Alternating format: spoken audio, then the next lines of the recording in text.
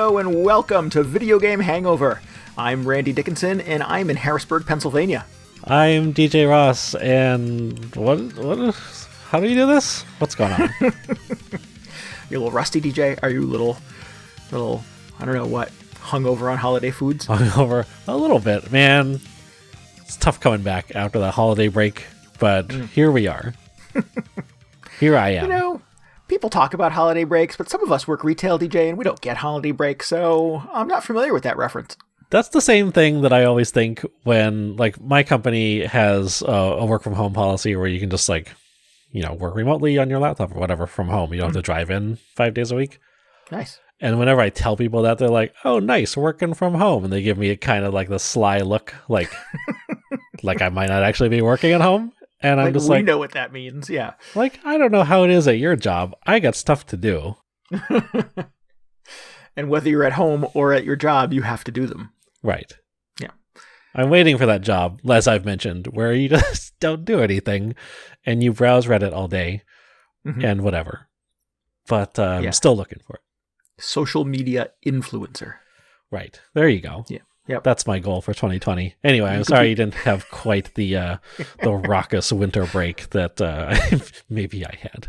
That's all right. I mean, I tried to get some raucous in as much as I possibly could, but okay, good. Yeah, the holidays just sort of beg for that kind of thing. But we're back. We're back for our, 9th consecutive year of conceptual continuity here at Video Game Hangover? It's like 10 or 15 or whatever we 47. established in the season finale last year. Yeah, I'm not sure. I lose track all the time and I keep forgetting.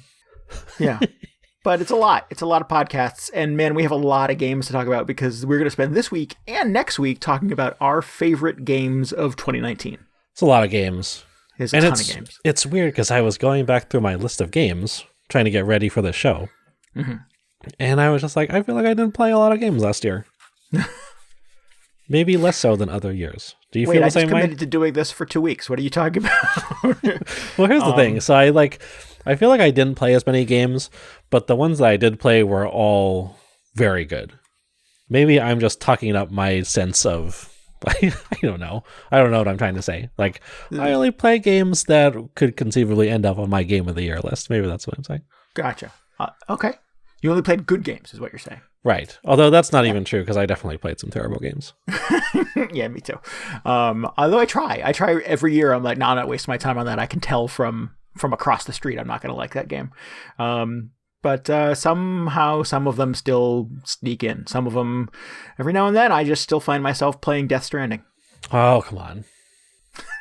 Do you really find yourself playing Death Stranding? I do not. Nope. I don't think that's true at all. No. I mean, I found myself playing it briefly, hoping against hope that maybe this will be great. And no, it did not turn out that way. I don't want to take this away from you because I know that you enjoyed Death Stranding quite a bit. Let me tell you what my winter break actually was like. I was so determined to finish either Death Stranding or Dragon Quest Builders 2. Because I feel like, you know, on some level, I want to be able to finish a game before I talk about it as a potential Game of the Year thing. Sure. I played so much of those two games, I did not finish either one of them. There were definitely days where I was like, I feel like I'm doing work.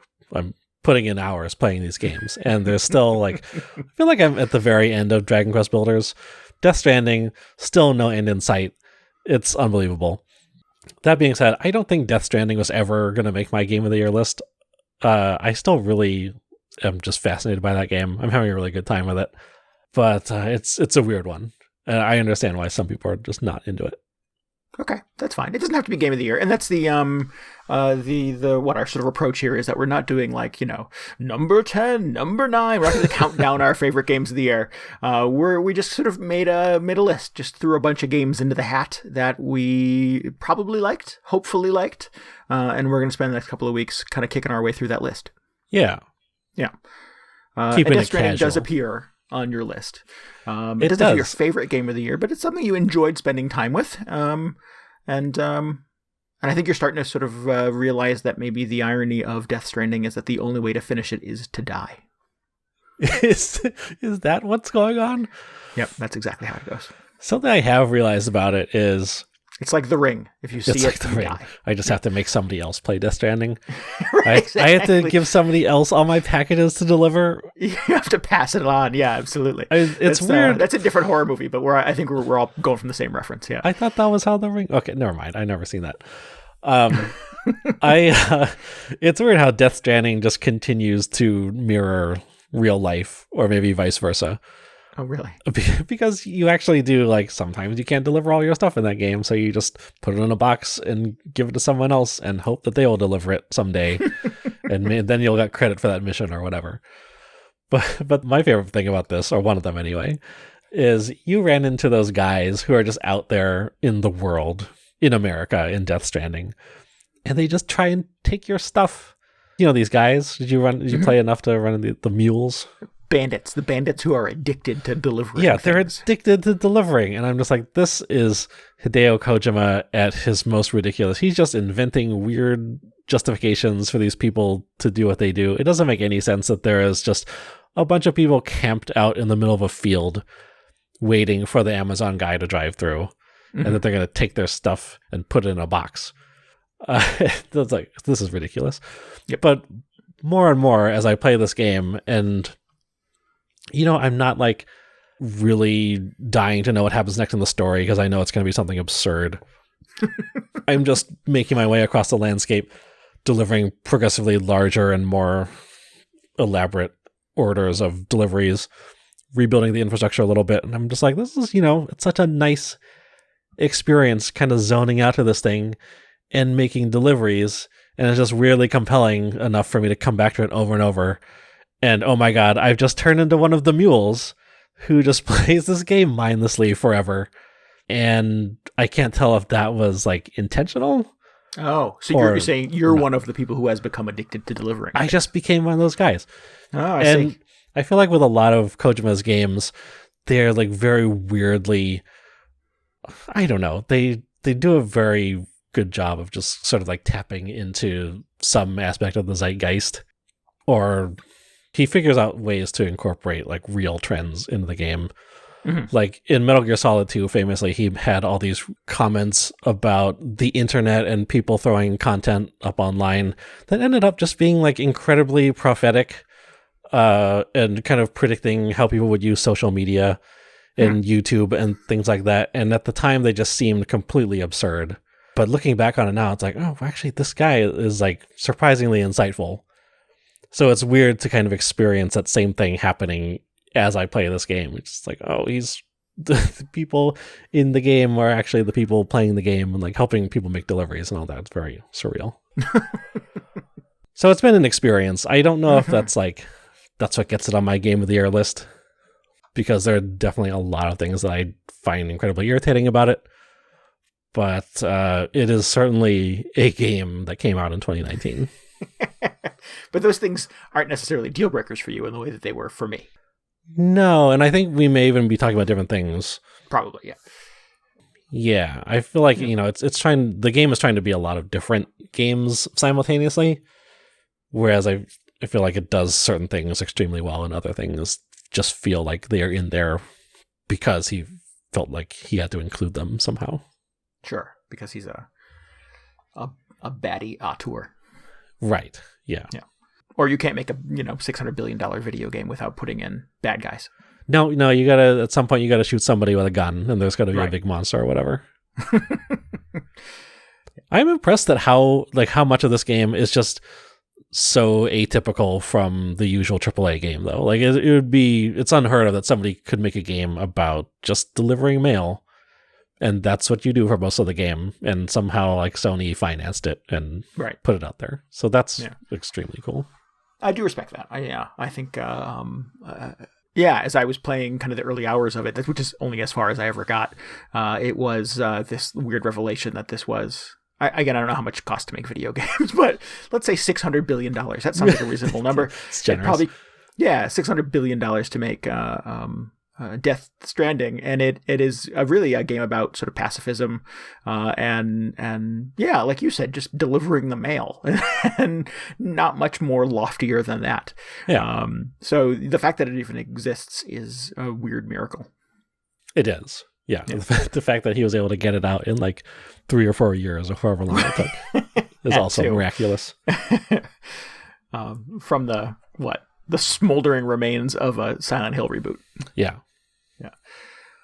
Cool. Another game I spent a lot of time with, and I wasn't entirely certain if I enjoyed, but the more I look back on it, the more I'm sort of like, well, there were things in that I found compelling, and certainly I spent a lot of hours with it. So yeah, in that way, I guess maybe it is sort of similar to some of your experience with Death Stranding was Division 2. Oh, okay. Yeah. I thought you liked this game. I don't know. It's maybe not as much as the Division 1, it sounds like. No, I think I like it more than Division 1, actually. Oh. Yeah, I think it's a better game than Division 1. I think it sort of addresses a lot of the things that were problems with the first game, in the sense that a lot of the multiplayer stuff was kind of weird and broken and unbalanced, and it didn't really have kind of a life beyond kind of its final scene. They tried really, really hard to sort of jam like post game into it, but when Division 1 ended, it kind of ended hard. Division 2, for better or for worse, like came prepared to be kind of a lifestyle game, came to be like this never-ending experience, and I don't need games to be like that, but I admire the scale and the scope of their vision for it. Yeah, and I think it's still, and the things that were fun about Division 1 were fun in Division 2. Rolling down the street with your homies, shooting at bad guys who have sort of cartoonishly odd alliances. In the post-apocalypse, this time in Washington, D.C. There's some really, really cool like level design here, too, because you go to the museum district, and all of the museums from Washington, D.C. are really kind of faithfully recreated, and then you shoot them up and blow up bad guys in them. So yeah, there's a lot of really weird, fun stuff that happens throughout the course of this game, but it is the reason I think a lot of people like games like Borderlands or that Ghost Recon game that came out a couple years ago that doesn't seem to die. It really is just sort of this weird simulation of hanging out with your friends. It's one of those hangout games. Yeah, it's a hangout game. Maybe it's the reason why people play MMOs. Yeah, I mean, it's like Destiny 2. That's what I hear a lot about. Exactly. People play that game. Yeah, and it makes sort of nitpicking over what color do I want to paint my gun, and do I like this scope more than this scope, or these knee pads more than these knee. It turns that somehow into compelling gameplay. So yeah, I spent a lot of hours with Division 2, and in the course of doing that, got to hang out with people I really like and chat with friends about video games and the politics and movies and fun stuff that we did while shooting at bad guys in Washington, D.C. Yeah. So that makes it kind of, I guess, a memorable gaming experience for me in 2019. I always wonder if that is something that is kind of missing from my gaming routine, is just a hangout game. Yeah. Especially, like, I'll be hanging out with people on Final Fantasy or whatever, but that's just kind of like chatting, like text chatting once in a while. I don't really have a thing where it's like, hey, we're all jumping on Xbox Live, we got our headsets on, that kind of game. Sure. That's how you and I met, DJ. You and I met in a hangout game. That's true, yeah. Yeah. maybe I just do the podcast instead of that. Right, exactly. This replaces that thing in your life. Yeah, that seems like such a different era of video games to me, though. That really feels like, PS3, Xbox 360 generation, just because that's when I was playing games like that. Right, yeah, absolutely. Feels now like everybody has their own a slightly more niche game that they play that it's harder to get people to jump on the bandwagon with. Sure. Yeah, it's segmented so dramatically because, I mean, every game aspires to that now, right? Every game, right, at least Ubisoft makes, aspires to be some sort of lifestyle thing that you commit yourself fully to for the next, 18 to 24 months of your life. Well, it really does. I mean, it's kind of exhausting when somebody announces a new game like that because you just know you're going to have to, like, I don't know how people play more than one of these because you kind of just have to pick one. They don't, because then sometimes Anthem comes out and it fails. Yeah, I mean, there's Anthem. A little bit of Destiny 2 is a big kind of failure. Destiny 2, I think, has been up and down. Destiny 2 is actually on my list for this year, which is weird because I forgot that I played a bunch of this back in January or something. And it was not in the kind of, like, the hangout environment. I just played the whole campaign solo and didn't do any of the raid stuff or anything. And I just didn't really understand it. And that's sort of the reason why I got thinking like, well, maybe I just need a group to really appreciate a game like this. Maybe that's kind of the value people are getting out of it. Yeah. Because since then, they've had a bunch of expansions and new content, and I've heard, all ranges of reactions to those. Like, oh, this is really good, and, now, Destiny's not fun anymore, and I stopped playing it. But it seems like it has resonated with people to varying degrees throughout 2019. I don't. I didn't play it. I just know that there was a lot of hubbub about something about that game. Yeah. Yeah. Yeah. I think maybe that's why Borderlands 3 didn't necessarily pop up on my radar. I mean, after enjoying Borderlands 1 and 2 quite a bit, I really like those games. Yeah. But those were social experiences for me. Gears 5, which I didn't play this year. The previous Gears games I've adored, and didn't play this year because I don't have that kind of gaming circle right now. I just think, yeah, a lot of us have moved on to 400 different other games. And, the demands of having an adult life and adult schedules and travel and kids and families and all the other things that people spend their time on just makes it increasingly more difficult at this point in my life to schedule a game into my life. Yeah. I've had to neglect my kids that entire year so I can play Monster Hunter. Yeah, it's almost like I don't even have kids. I don't even know where they are anymore. Yeah, right. I can't even seem to find them. Yeah. Well, maybe someday I will find a gaming circle to play one of those games with, but I feel like I'm not really hurting for one right now. Yeah, but I was able to pull it together a little while for Division 2. It was mostly me and Paul with sort of various other players filling in seats 3 and 4. The weekly special guests. Right, exactly. But yeah, man, I played a lot of Division 2. Cool.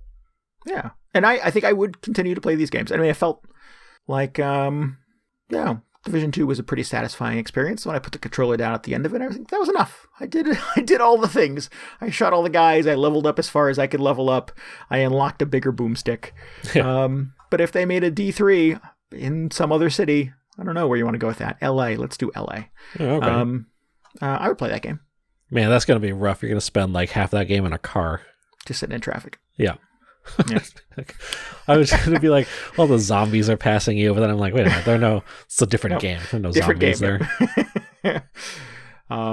Yeah, but they could have like weird, colorful clans of enemies. They could have, I don't know, all the waiters who really want to be actors could band together to. Oh, I was thinking just like the street gangs, like Snoop Dogg, like could warriors. Be there. Come out and play. Could be something. Yeah. Something, yeah. Okay. What else besides Destiny 2? You mentioned Monster Hunter. Monster Hunter. The Iceborne expansion came out this year. You spent quite a bit of time with that, I think, right? I did, although I went into it with kind of tempered expectations. No pun intended. Because I don't know. I went back and forth on the original Monster Hunter world. Like, it's good. It's real good because it's just Monster Hunter. But at some point, it turns into like the end game, like sort of like how the Division would go, I assume, where you've done kind of the main series of quests, and then there's just kind of all these additional things you can do at the end to just make your character incrementally more powerful and more capable. And I didn't think that was especially great in Monster Hunter World, to the point where I was just like, I don't know if I need any more of this game. But just out of some weird obligation or loyalty to the series, I picked up Iceborne, and it actually was really good. I enjoyed, like, the new map is really good. It's hard to imagine going back and playing it without the improvements to the moveset that they added in for Iceborne, and some of the new equipment is really fun. They've been making a bunch of little quality of life tweaks to it as well, which is nice. Cool. This is where the zip line came in, right? Is that? Yeah, it's like a little like grapple thing. Grappling hook, yeah, that's the word I was looking for. Yeah. Man, if you didn't get to the zip lines in Death Stranding, that's a good time. That's super good. I did not. That's I like a good zip line, but zip line change everything in that game. Look it up on YouTube. But Iceborne, I kind of, I went into it not expecting to mainline it or anything, but just approach it as something that I can come back to every few weeks when I get that Monster Hunter hankering or whatever. And on that level, I've enjoyed it quite a bit. Although I've found that as they were wrapping up the year and doing like the big end of year winter festivals and all that good stuff, there were a lot of quests in there that I could just not do because I wasn't as progressed as much as maybe other more hardcore players were. Oh, wow. That is an unusual place for you to be in a Monster Hunter game. It was a little weird. But I was thinking, well, that's fine. It does bother me that they are still doing this thing where they will put new content and events into the game and then take them away a few weeks later. Yeah. Still rubs me the wrong way, but I'm kind of over it. I just tell myself, well, I'll catch it again when, like, the next time it comes around. And I'm not going to stress myself out and kill myself in order to, like, power level my character up to being able to do these special limited quests when they're first available. I'm just trying to, game responsibly at this point. Okay, that's how an adult would do it. Yeah. But it's very good. Yeah. Definitely recommended to anybody who is a fan of Monster Hunter World. Excellent. What's next on my list? Geez, I kind of want to talk about A Short Hike, which you and I both played. Yeah. This is actually pretty high up there on my list. I think it would be really high on mine if I were sort of doing a numbered, ordered list. I think it would be. Yeah. If we were doing easily, that. Top 5. I adore this game. This was a weird little recommendation. I think that came out of the internet. It is a game that I think still only exists on itch and Steam. I think so. It has not made its way to any consoles yet. Hopefully it does. But it is just a little sort of delightful little game where you are a cute little anthropomorphic character who is trying to get a cell phone signal and goes on a hike up a mountain to try to get to the top so she can use her phone. And in the course of doing that, meets an assortment of colorful and interesting characters, each with their own little sort of lives and personalities and stuff like that. And you pick up a few little missions and have a little bit of conversation. There's a little bit of a collectathon that happens, and all of it is either sort of choose your own adventure, essentially. You can do what you want. Don't have to do any of it if you don't want to. But yeah, it is a bit of a meandering experience on the way to the top of the mountain. But all of that is filled with just a delightful little collection of characters and experiences. I really like, one of the best descriptions of this game that I heard is that it's like Animal Crossing for people who don't like Animal Crossing, which is kind of the vibe I got from playing. Oh, you don't understand? Yeah. Well, it's funny because I got kind of the same feeling as I was playing it, because you're in this kind of whimsical, cartoony world that's populated by just animals who talk in human language. And beyond that, it's very low pressure. You just kind of hang out, and you're supposed to climb this mountain at some point because that's kind of the objective the game gives you. But like you said, it's very choose your own adventure. You can just decide to not do that if you want. You can just hang out at the beach for a while and just wander around trying to meet people.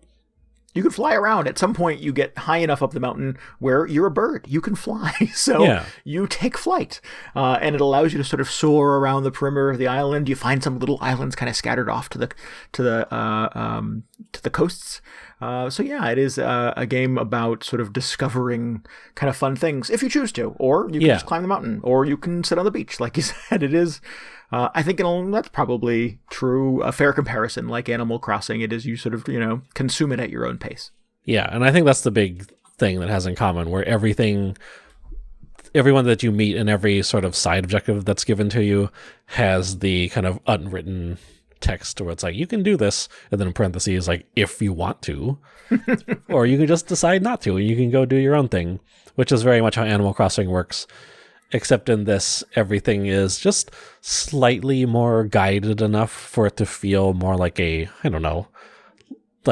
more traditional video game, I guess. Sure. Whereas Animal Crossing just kind of lets you loose and really asks the player to figure stuff out. And also, this is only like an hour and a half long compared to Animal Crossing, which is something you just potentially play for the rest of your life. Right, exactly. Yeah. So yeah. A short hike is nice because you get a lot of the same atmosphere and just the feeling of not having any obligations compressed into this little bite-sized experience, which I thought was really nice. Right, yeah. It has sort of a beginning, middle, and end, and you don't have to commit your life to it in the way that you would Animal Crossing, which I think for some gamers can be frustrating about Animal Crossing. It's like, so how do I win it? How do I finish it? Right. When do I get the trophy at the end? You catch that tarantula. That's how you win it. No, the coelacanth, DJ. That's what you need. Oh, man. Okay. Yep. But yeah, a short hike is a little more, is sort of a compartmentalized kind of gaming experience that has story beats and momentum and definitely has an ending if you get to it. Yeah. Yeah, and it doesn't take you 16 years to get to the end of it. No. I was very heartened to hear so many other people doing their end of the year top 10 lists and saying like, oh man, people just recommended a short hike to me in the last few weeks. And I'd never heard of it. So I played it and now I love it and it's on my list. I'm like, oh, that's so good. Excellent. Yeah, I've seen a couple of gaming outlets have kind of made it to their short lists or to their sort of list of games we recommend at the end. Patrick Klepek from Vice, I think probably has been the loudest voice for this game in the last couple of weeks. And that's a pretty big deal. So good for, I forget the name of the developer here, but good for that person. Yeah, getting a lot more visibility is good. Yeah, absolutely. Do you have any other games on your list that maybe were kind of under the radar releases? I'm sure that I do. Let's see. That's kind of what we do, right? Yeah. I was just going to call out some kind of old games on there. I've already talked about Destiny 2. I really liked Phantasy Star, the old Sega Master System game that I played this year, thanks to the re-release on Switch. Like I said, old game.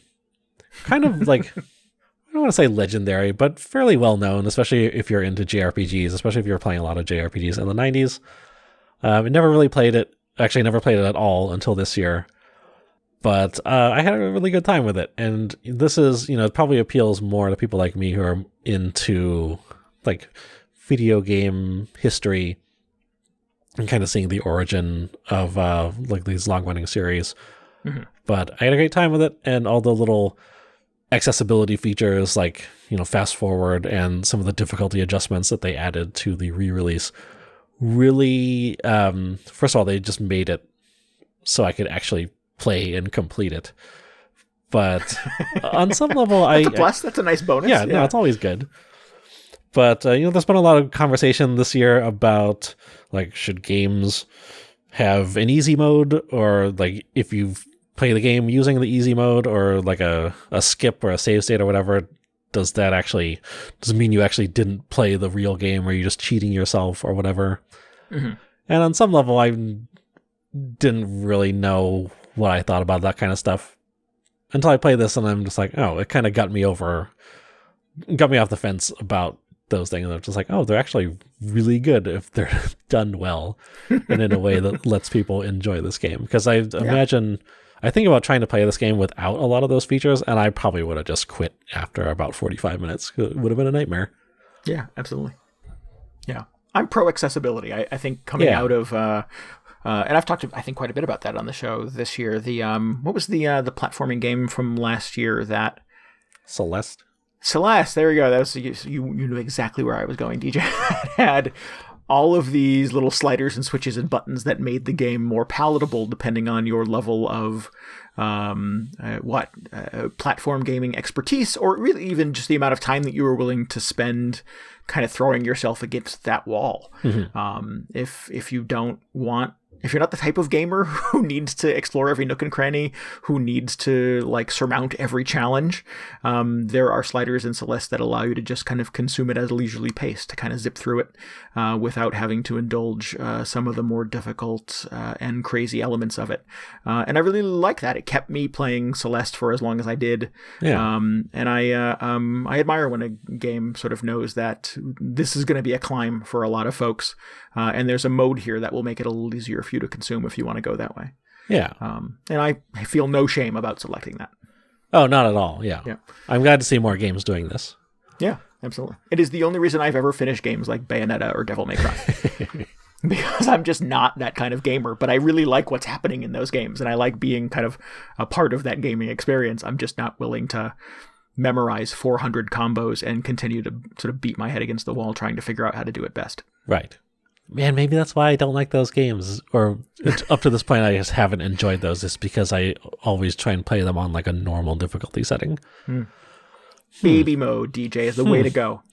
Maybe 2020, put every game in baby mode. All baby mode all the time. All right, I'll think about it.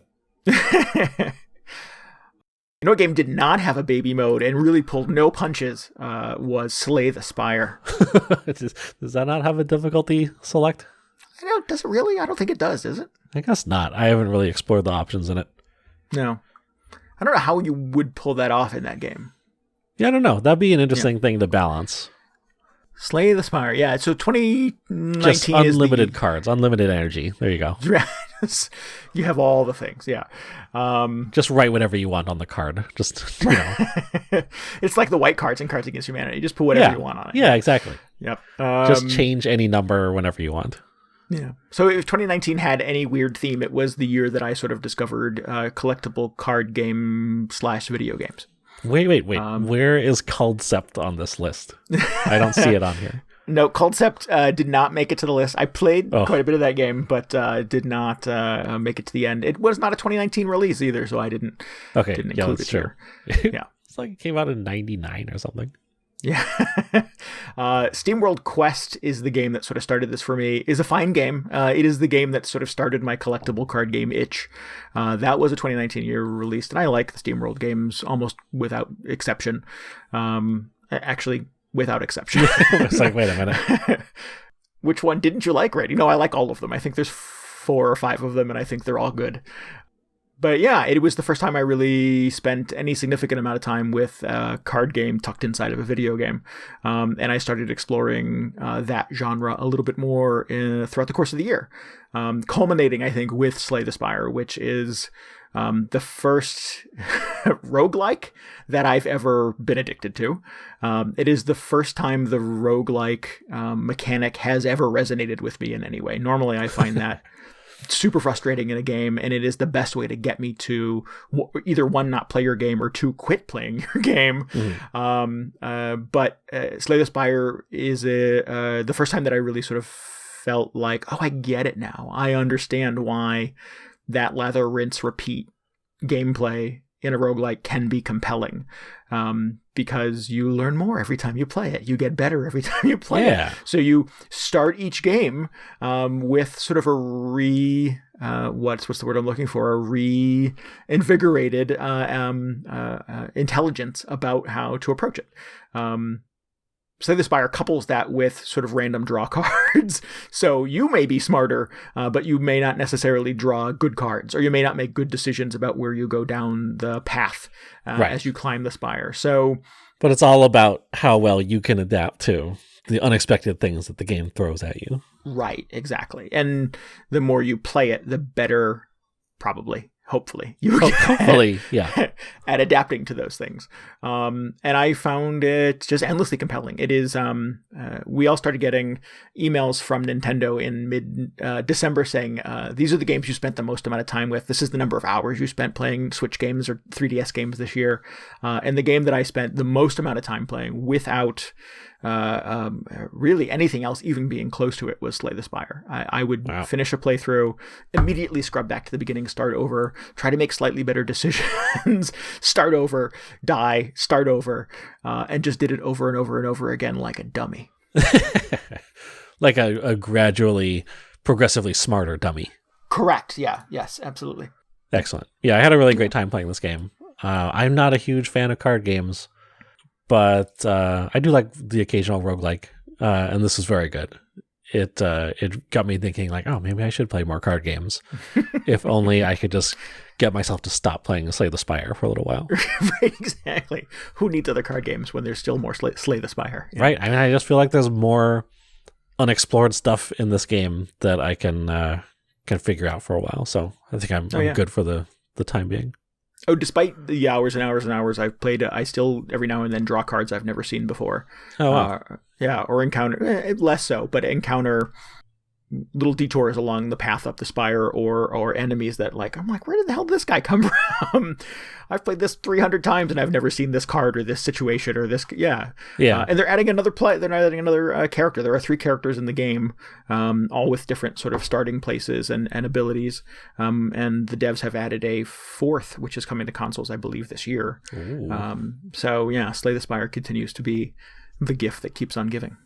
That's something I talked very briefly about various aborted attempts to play competitive Magic the Gathering, and I felt like one of the biggest barriers for me is those guys, they just know every card in the deck, and that was something that I just did not have the interest in putting the time into to get that knowledge. But as I continue to play Slay the Spire, I'm just like, okay, I kind of know what cards are out there. I know what cards I should be looking for. And to me, that's where a lot of the excitement came from, is knowing which cards are available and what sort of combinations you can make is probably the most exciting stuff. Yeah. Because that stuff is not necessarily handed to you. You have to figure out for yourself which cards really synergize with other cards very well. Right. Yeah. And a lot of my experience with Slay the Spire is counterintuitive to my instinct with games like this, where it's I want all the cards. Give me every card. Right. I want 100 options. And in Slay the Spire, generally, it is smarter to narrow your deck, to limit your options. You're like, I only want the good options from now on. Right, yeah. But it is not a game where you're better off having 50 cards in your hand, because there is too much chance in that, right? You want to limit the amount of chance. You want to have as much control as you can impart here, and the only really thing that you have control over is how much crap do I fill my hand with, essentially. Yeah, it's real smart, and it really gets you to think about different ways of consuming a game like this that I was not prepared to think about. Yeah. I gotta go. I'm gonna go play Slay the Spire. Okay, good. I'll just talk about Death Stranding for the rest of the episode. Really quick, I'll mention Telling Lies came out last year. This is the follow-up to Her Story, which was my game of the year whenever that came out. This is another kind of full motion video detective game. I thought was super good. Oh, cool. It didn't grab me as much as Her Story did, maybe because it was just kind of it was very similar in format, so it wasn't quite as fresh as Her Story was when that came out, but I still had a very good time. It was a very good weekend, kind of just sitting in front of this fake computer terminal and watching these people's web chats trying to unravel this mystery, which I thought was really good. I think that is I played it on Steam, but it is on iOS, I believe. So that one's cool. Her Story is also on mobile at this point, so I definitely recommend taking a look at that. Cool. What a weird and interesting thing to hang your video game career on. Who's the developer here? Do you remember this name? Sam Barlow. He does a lot of this kind of non-linear storytelling. He also did that War Games game / TV series, whatever, that came out, I think, last year. But using real actors and directors and scripting. Yeah. Well, they're all real actors in every one of these projects. But War Games is weird in that it was much more it was linear, but it was branching. It was more like watching a TV show than scrubbing around in a database. Mm-hmm. But I do like that he has kind of this unique approach. He has his own wheelhouse, so to speak. Yeah. And dragged FMV games out of the trash heap of gaming history. Yeah. Yeah. Because that was a thing for a long time, man. There were quite a few of those. And then it stopped because many of them were quite corny and bad. Yeah. I mean, it really is a good fit in this case because really in these games, you are just watching video files. So it makes a lot of sense that they would be video files, I guess. Yeah. It'd be real weird if they made a version of Her Story that was a 3D rendered woman giving a police interview. I don't know if that would have been as effective as the full motion video version. Yeah, it would be hard to imagine that. It'd be incredible if they made one with like 16-bit character sprites, though. I would definitely play that. Just in Animal Crossing. Just do it in engine with animals. Just the Animal Crossing version. Yeah. With the letters across the bottom. Yeah. Oh, I could totally see that. Somebody's got to be working on that. Somebody do your mashup. Yeah. Is there like an Animal Crossing game jam? Just like take an existing game and make an Animal Crossing version of it? Because there should be. There is a thing, and I'm not on TikTok. I don't quite get what TikTok is. Okay. But there is a thing that is happening on TikTok where people take footage of Animal Crossing and overlay kind of meme dialogue with it. Mm-hmm. And a lot of those somehow make their way to the internet and then other places on the internet and then to Twitter, where then I get to consume them because I understand Twitter. And so a lot of times it's Animal Crossing characters saying really foul or horrible things. And that is off-putting, but I think it's funny that people are still like doing stuff with Animal Crossing. Yeah, you can't escape. Yep, it cannot be done. And man, wait for 2020, guys. 2020 is here. What are you talking about? Oh wait, yeah, we're in 2020. All Animal Crossing all the time. Yeah, well, we know it's coming. But yeah, how about some more 2019 games? Just another couple quick ones. I really enjoyed Ape Out. That was another thing that I just played like in its entirety one evening. A game about you just being a gorilla that is smashing everything in existence, trying to escape captivity. All about that. I support that. Yeah. It's just such it's an experience. It's just like a few hours long. Really incredible energy. So confident in just the art direction and the music. We talked about that on our music show. Yeah. Just real good. Really, really good. I think it came out initially only for Switch, I believe, and then it's coming to other platforms later. I could be mistaken. Yeah, but I really enjoyed Ape Out. I didn't finish it. I've never seen the end of it, unfortunately. But that is a game that gets very overwhelming the further you get into it. But it's a lot. It's gorgeous, and I love its central conceit of its sort of scoring itself as you play it. Yeah, and that all of the big violent sort of motions you go through cause huge rises in the music, and as you're sort of sneaking around, you get kind of like this little ting ting ting ting ting as you're building up kind of momentum, waiting for the next big thing to happen, and then you're throwing a scientist through a plate glass wall, and the music starts like crazy again, and it's just a beautiful presentation and production, and it feels like you're kind of building the game as you go through it. Yeah. Another game like that, actually not like that whatsoever, is Return of the Obra Dinn. Finally played it on Switch. I'm not quite done with it. Did I talk about this? I think so.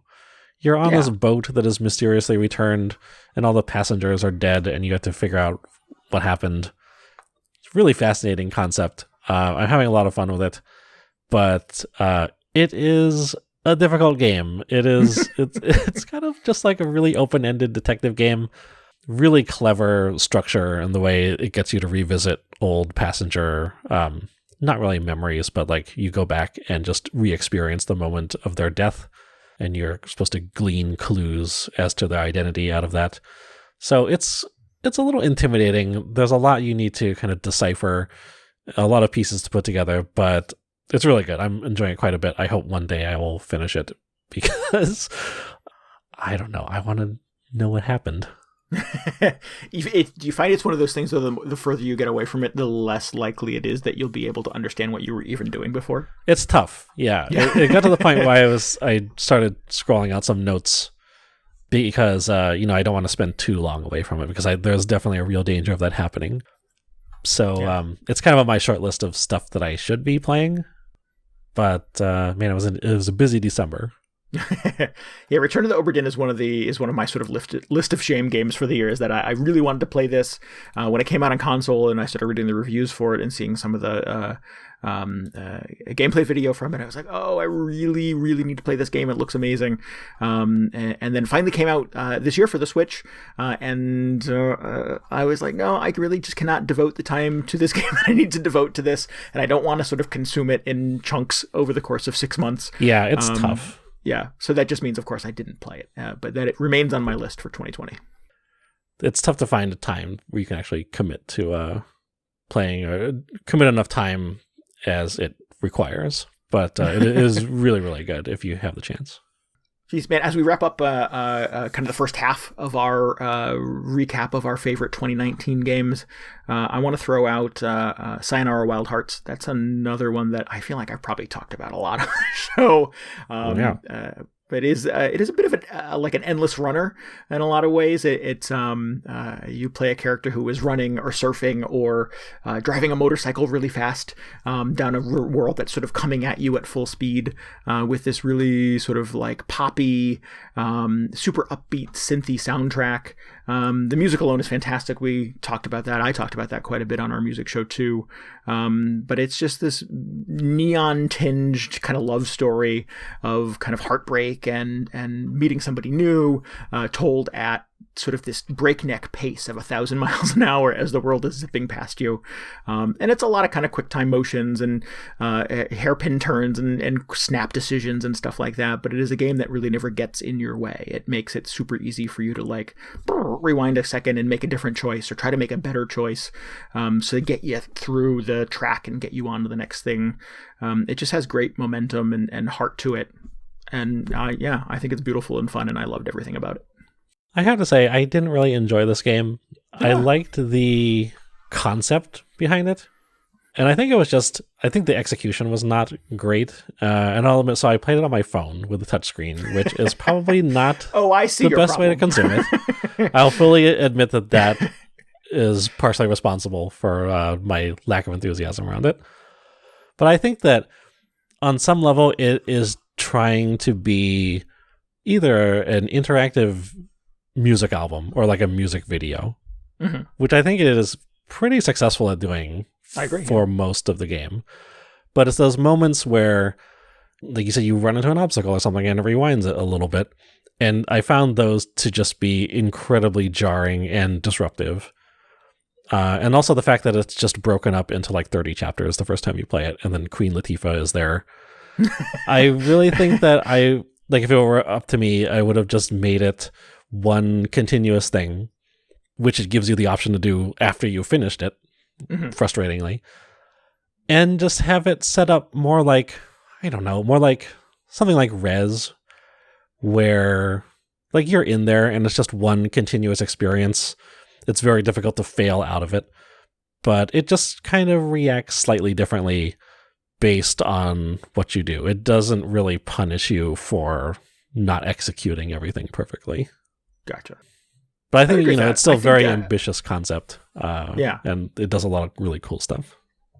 I agree with that take, actually, is that I do feel like the game would be better if it knit all of the tracks together into one long album for you to play through initially, and then gave you the option to go back afterwards and pick tracks that you want to play again, or try to high score. I agree. Yeah, structurally, I think that there is sort of probably a better way for it to have been assembled. But that did not detract from my enjoyment of it still. Mm-hmm. I felt kind of the same way about Thumper from a couple years ago, where it's just, it really wants to just be like this kind of sensory overload experience. But in that game, it was the same deal. You unless you did every level perfectly, you would have to replay a bunch of stuff, and it was kind of frustrating. Yeah. Cool. All right. So before we wrap up kind of part one here of our 2019 recap, we did ask the folks on our Discord if they had Game of the Year picks, and boy, howdy did they. Oh. So we could definitely share a few of those. The Real Port said his favorite game of the year was Ion Fury. Nice. It's kind of that Duke Nukem-ish. Yeah. Looks FPS like kind of throwback. a 90s. Yeah. Courtney said Fortnite, LOL, it's all I played. That's a real good answer. I wonder how many people have that exact same answer. Right, exactly. And, the stickler in me is like, it's not a 2019 game, but man, they reboot and remap Fortnite so frequently that I feel like maybe it was probably a whole new game for 2019. I mean, that's just another forever game at this point.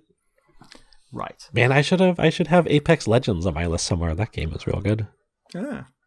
Creed said his favorite game of the year was Final Fantasy XIV Shadowbringers. Nice. I heard of it. Yeah. Yeah. Is that on your radar, DJ? I'm keeping meaning to try it out. Heard it's good. It's real good. Very good.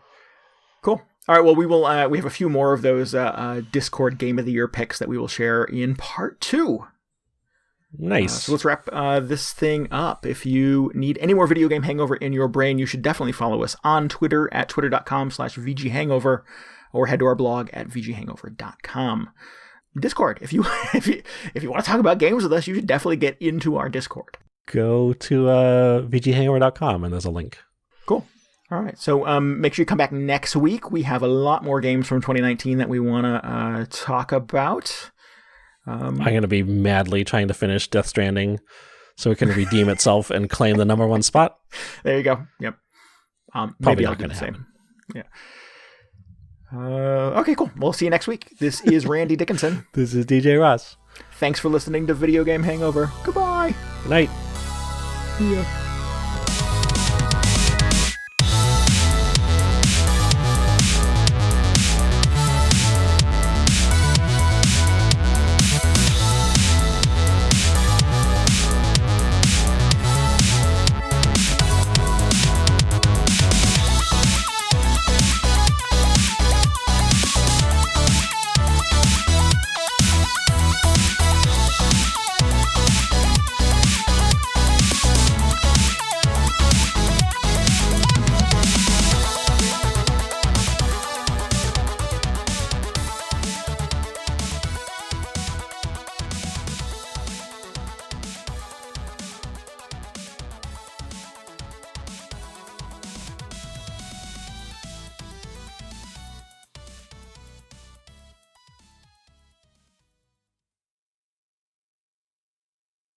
I just got super tired as soon as you said that.